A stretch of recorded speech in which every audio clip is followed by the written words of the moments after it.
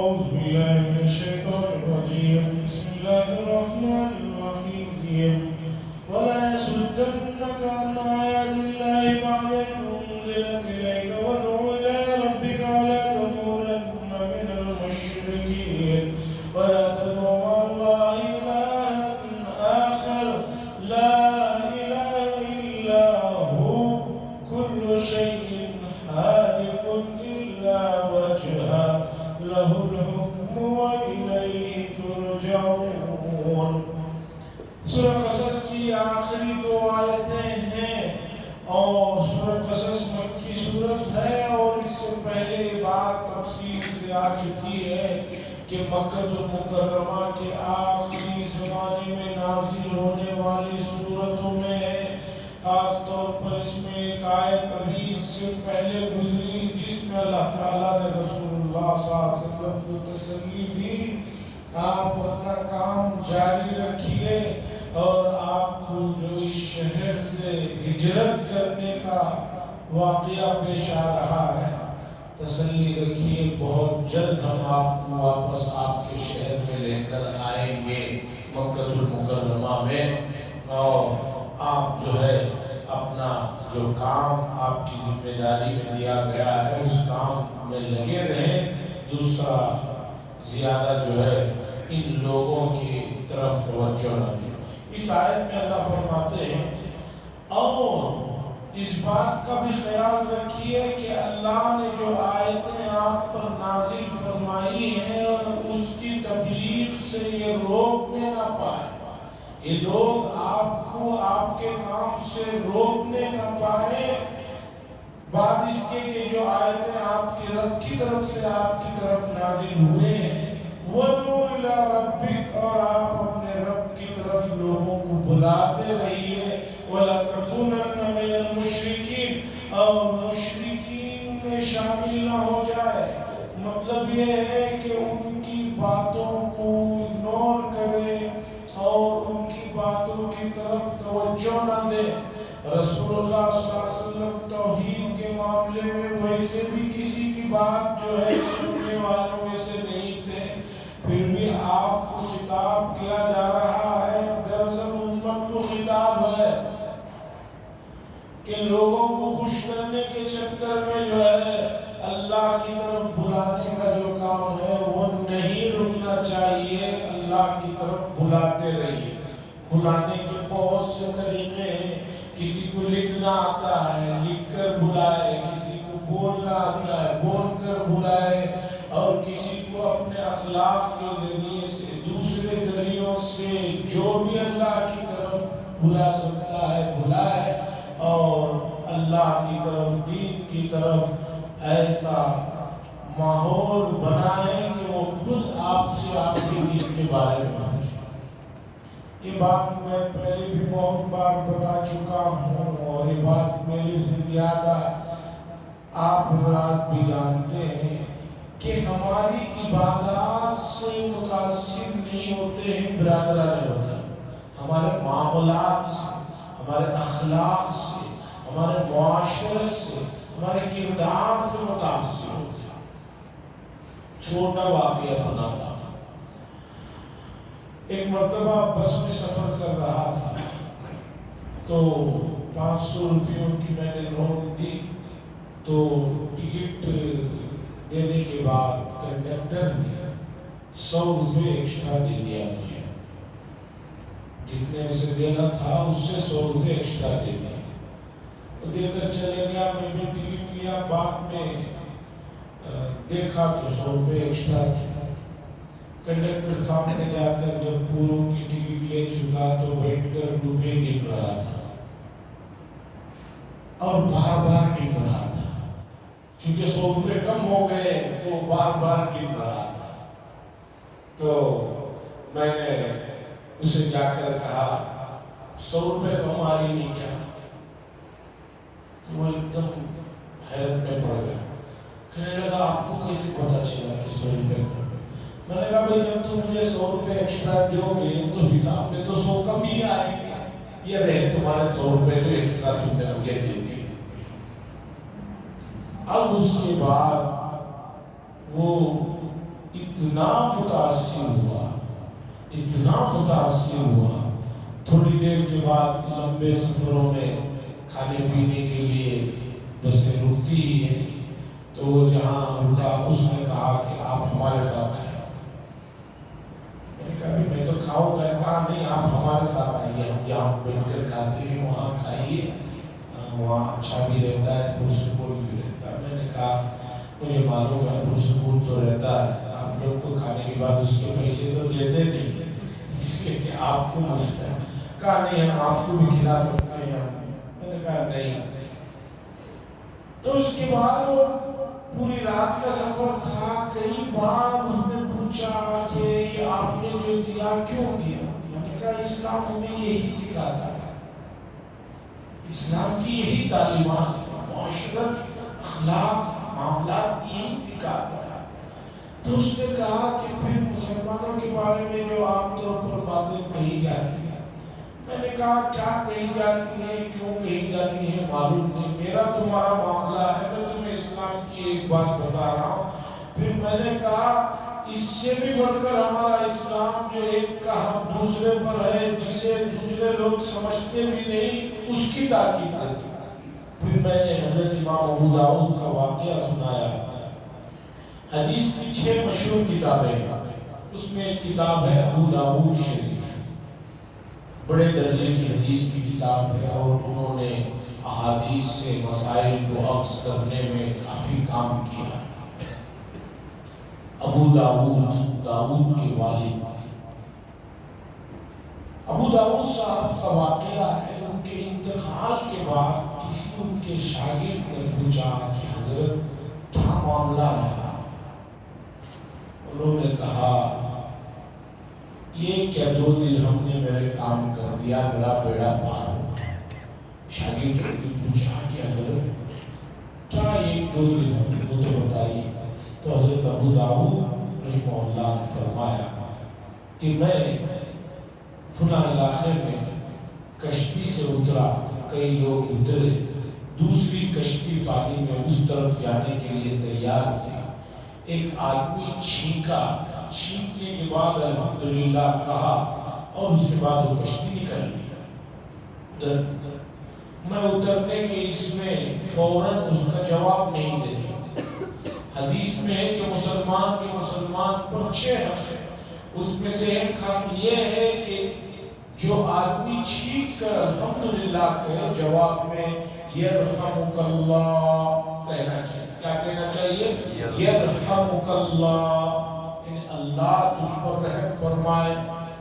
پھر جس آدمی نے چھینک کر الحمدللہ کہا تھا اسے بھی ایک دعا پڑھنے کا حکم دیا گیا. یرحمک اللہ یہ کہے گا، یہدیکم اللہ ویصلح بالکم، اللہ آپ کی اور میرے سب کے احوال کو درست. ابو داؤد صاحب کہتے ہیں وہ چھینکا اور چلا گیا کشتی میں بیٹھ کر. مجھے خیال آیا کہ بھی حدیث میں تو حکم ہے کہ چھینک کر کوئی الحمدللہ کہے تو جواب میں یرحمک اللہ کہنا چاہیے. میں نے نہیں کہا، تو فوراً میں نے دوسری کشتی والے سے کہا کہ مجھے جو ہے اس طرف جانا ہے. اس زمانے میں 1 درہم دینار جو بھی تھے، اس نے کہا اس کا وہ کرایہ تھا، وہ مجھے کرایہ دیا. میں بیٹھ کر پھر اس طرف گیا. وہ کشتی سے وہ آدمی جو اتر رہا تھا پیچھے سے میں بھی جا کر اترا اور جا کر یرحمک اللہ کہا. یہ جو میں نے عمل کیا حدیث پر، ایک بندے کا ایک بندے پر جو حق ہے، اس حق کو ادا کرنے کے لیے جو میرے 2 درہم خرچ ہوئے، اللہ تعالیٰ نے فرمایا تمہاری یہ ادا ہمیں بہت پسند آئی کہ تم نے ہمارے ایک بندے کے حق کے لیے اپنا وقت اور جو پیسہ خرچ کیا، اس کے بدلے میں ہم نے تمہاری مغفرت فرما دی. شاگرد نے پوچھا حضرت آپ نے جو اتنا بڑا علمی کام کیا اس کا کیا ہوا؟ کہا اس کا تو کوئی ذکر ہی نہیں ہوا، یہ 2 درہم میرے کام کر گئے. اس واقعے میں بتانا یہ ہے کہ حقوق العباد، بندوں کے بندوں پر جو حقوق ہیں اس میں کوتاہی، اس میں کمی نہیں برداشت کی جائے گی. اور آپ نے کہا پڑوسیوں کے حقوق ہیں، حتیٰ کہ وہ غیر بھی ہو تو بھی ان کے حقوق ہیں. تو بہرحال اللہ اللہ فرماتے وَدْعُوا إِلَىٰ رَبِّكَ، رب کی طرف بلاتے رہو، تمہارا کام ہے بلاتے رہنا، اس سے مایوس ہونا تھکنا ہرگز نہیں۔ آج رب کی طرف ہم لوگ اپنوں کو بھی بلانے تیار نہیں، غیروں کو تو خیر دور کی بات ہے، اپنوں کو بھی آتے آتے ایک بچے کو نماز کو لا لیے، ایک نوجوان کو لا لیے، ایک دوست کو لا لیے، اس کے لیے بھی تیار نہیں۔ چاہتے ہیں کہ میں بلاؤں گا تو لوگ مجھے کچھ کہیں گے، لوگوں کی باتوں کی پرواہ ہے، اللہ کے حقوق کی اور اللہ کی بات کی کوئی پرواہ نہیں۔ وَلَا تَكُونَنَّ مِنَ الْمُشْرِكِينَ، اور مشرکوں میں شامل مت ہو جانا کہ بھئی اب ہم کچھ کہیں گے تو ان کو وہ کیا کہیں گے یہ سوچ کر ان کی بات ماننے لگے، ایسا نہیں۔ وَلَا تَدْعُوا مَعَ اللَّهِ إِلَٰهًا آخَرَ، اور اللہ کے علاوہ کسی اور معبود کو نہ پکارے، نہ اس کی پرستش کرے، نہ اس کی پوجا کرے، نہ اس کی طرف دیکھے۔ وَلَا تَدْعُوا مَعَ اللَّهِ إِلَٰهًا آخَرَ، خطاب ہو رہا ہے اگرچہ الفاظ حضور صلی اللہ علیہ وسلم کی طرف ہے، لیکن یہ خطاب پوری امت کے لیے ہے۔ اللہ کے نبی کیسے کسی اور کی پرستش اور پوجا کر سکتے ہیں؟ اللہ فرما رہے ہیں وَلَا تَدْعُوا مَعَ اللَّهِ إِلَٰهًا آخَرَ، اللہ کے علاوہ کسی اور کی پوجا اور پرستش نہیں ہونا چاہیے۔ لا الہ الا ہو، نہیں ہے کوئی معبود مگر صرف وہی ایک ذات ہے۔ کل شیء، کیوں صرف ایک ہی معبود ہے؟ اس لیے کہ ہر چیز فنا ہونے والی ہے سوائے اس کی ذات۔ جو چیز فنا ہونے والی ہے وہ کیسے معبود ہو سکتی ہے؟ مشہور واقعہ شیخ سعدی نے لکھا ہے کہ ایک بادشاہ کے پاس ایک آدمی گاؤں سے دیہات سے اس کے پاس آیا بادشاہ سے بھی مدد مانگنے کے لیے۔ رات کا وقت تھا، بادشاہ جو ہے تہجد پڑھ کر اللہ سے گڑ گڑا رہا تھا، مانگ رہا تھا، تو یہ آدمی واپس جانے لگا۔ جو نے روک لیا کہ بھی تم آئے ملاقات بھی نہیں، واپس جا رہے ہو، تو ہمیں ڈر ہے کہیں کچھ تم تخریب کاری کے لیے نہ آئے ہو۔ اس نے کہا ایسی کوئی بات نہیں۔ پھر بادشاہ کے سامنے پیش کیا گیا۔ بادشاہ نے پوچھا اتنی دور سے آئے پھر اپنی بات بھی نہیں رکھے، واپس جا رہے ہو، قصہ کیا ہے؟ اس آدمی نے کہا میں آپ کے پاس مانگنے کے لیے آیا تھا اور میں نے دیکھا آپ خود کسی سے مانگ رہے ہیں، تو ڈائریکٹ جس سے آپ مانگ رہے ہیں میں کیوں نہ اس سے مانگوں؟ کل شیء ہالک الا وجہہ، کوئی معبود نہیں ہے صرف وہی ہے۔ کیوں؟ دلیل یہ ہے کہ ہر چیز فنا ہونے والی ہے سوائے اللہ کی ذات کے۔ جب اللہ کی ذات کے علاوہ تمام چیزیں فنا ہونے والی ہیں تو جو چیز فنا ہو رہی ہے وہ معبود کیسے ہو سکتی ہے؟ وہ رب کیسے ہو سکتا ہے؟ وہ خالق کیسے ہو سکتا ہے؟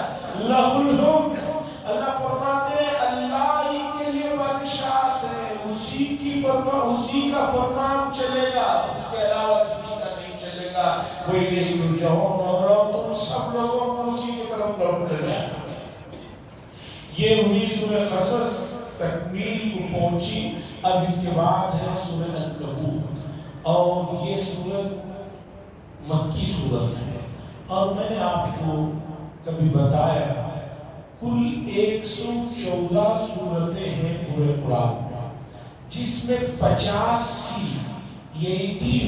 سورتیں مکہ المکرمہ میں نازل ہوئی، باقی جو 29 سورتیں ہیں وہ مدینے میں نازل ہوئی۔ تو مکی سورتوں کی فہرست میں سب سے آخر میں نازل ہونے والی یہ سورت ہے سورۃ العنکبوت۔ سورۃ العنکبوت 50ویں سورت ہے، 85ویں سورت ہے، یعنی مکے میں نازل ہونے والی یہ آخری سورت ہے۔ اور اس سورت میں جو مضمون ہے اس مضمون کو سمجھیے۔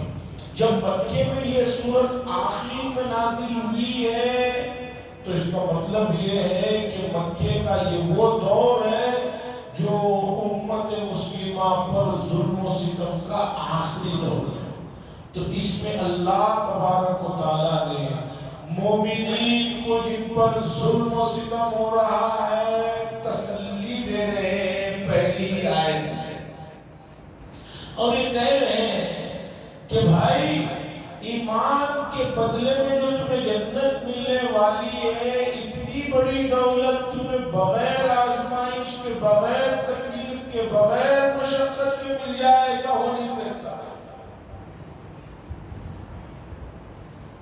حضرت خباب بن ارت رضی اللہ تعالیٰ عنہ فرماتے ہیں مکے کا آخری دور تھا، رسول اللہ صلی اللہ علیہ وسلم کعبے سے ٹیک لگائے بیٹھے تھے، میں آپ کے پاس گیا اور اپنے بدن سے کپڑوں کو ہٹایا، جو پورے بدن پر داغا گیا تھا، پتھروں پر سلا کر گھسیٹا گیا تھا، بہت میری جو حالت تھی وہ بتایا میں نے، اور کہا کہ کب اللہ کی مدد آئے گی، کب معاملہ آسان ہوگا، تکلیف انتہا کو پہنچ گئی۔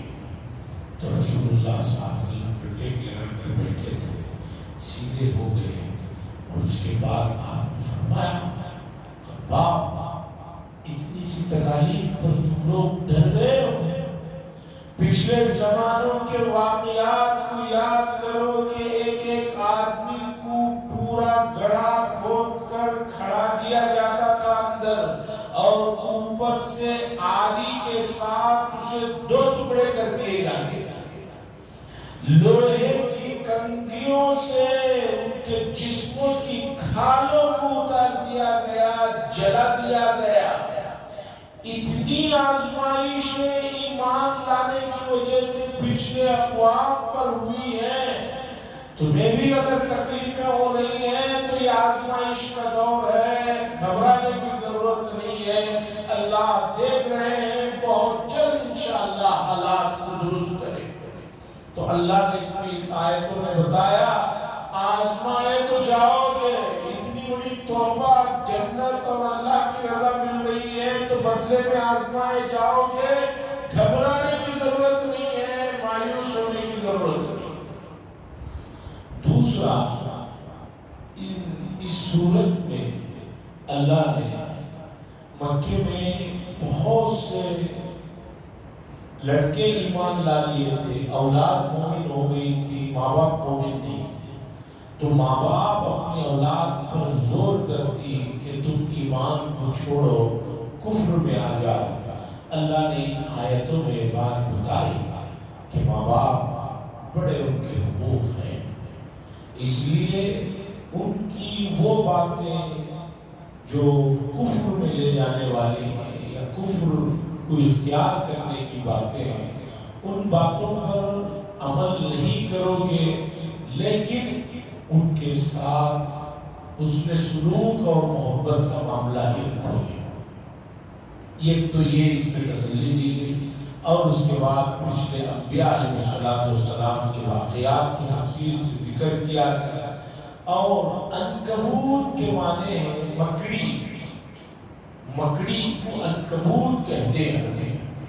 اللہ نے اس میں بات بتائی جو لوگ اللہ کو چھوڑ کر غیروں کی پوجا پرستش کر رہے ہیں، وہ لوگ مکڑی کے جالے پر بھروسہ کر رہے ہیں، اور آپ کو معلوم ہے کہ مکڑی کے جالے میں کیا ایسی چیز ہے کہ طاقتور ہے کہ جس پر آدمی بھروسہ کرے، زور سے پھونک مار دو تو نکل جاتے۔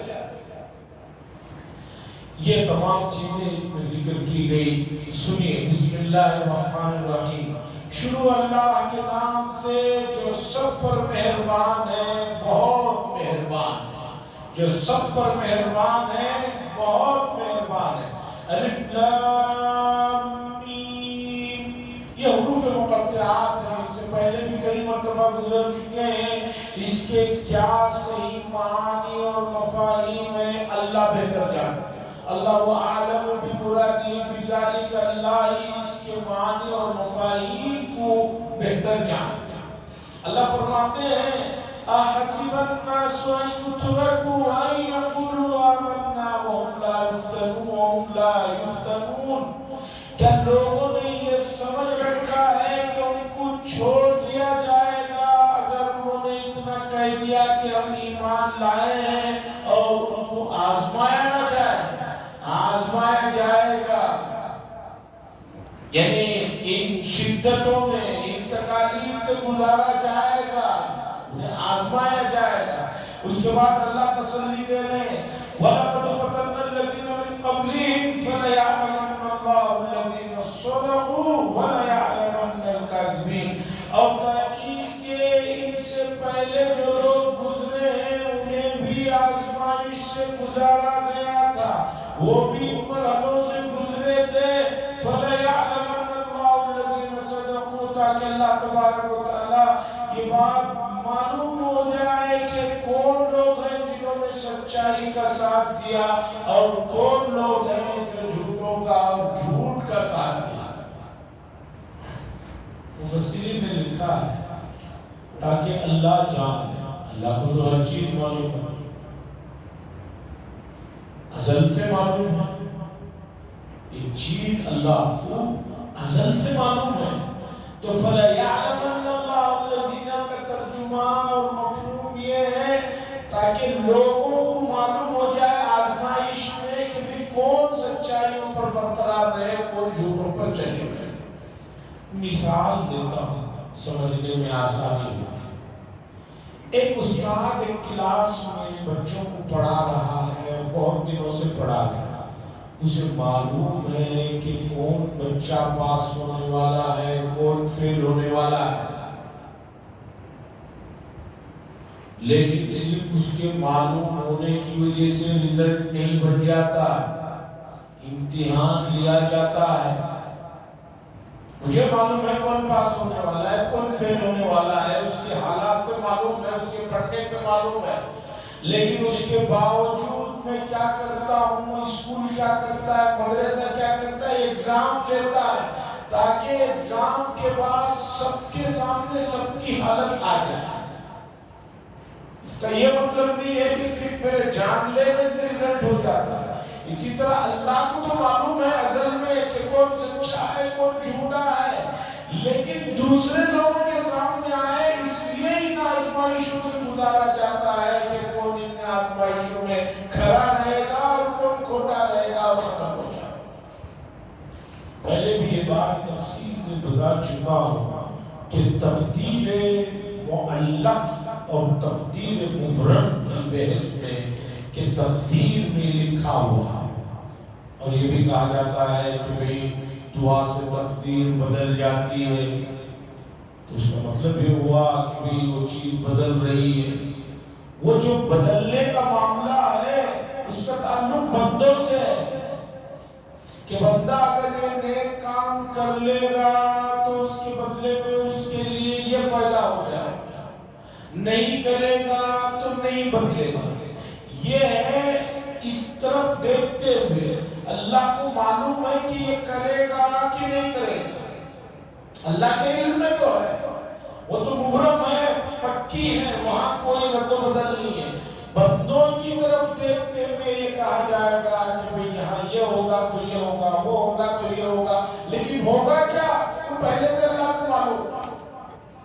اسی طرح اللہ فرما رہے ہیں تاکہ اللہ جان لے، یعنی لوگوں کو بتا دے کہ کون سچے ہیں اور کون صحیح۔ اب حسب الذین یعملون السیئات ان یسبقونا، کیا وہ لوگ جو برائیوں پر برائیاں کر رہے ہیں انہوں نے یہ سوچ رکھا ہے کہ وہ ہم سے بازی لے جائیں گے؟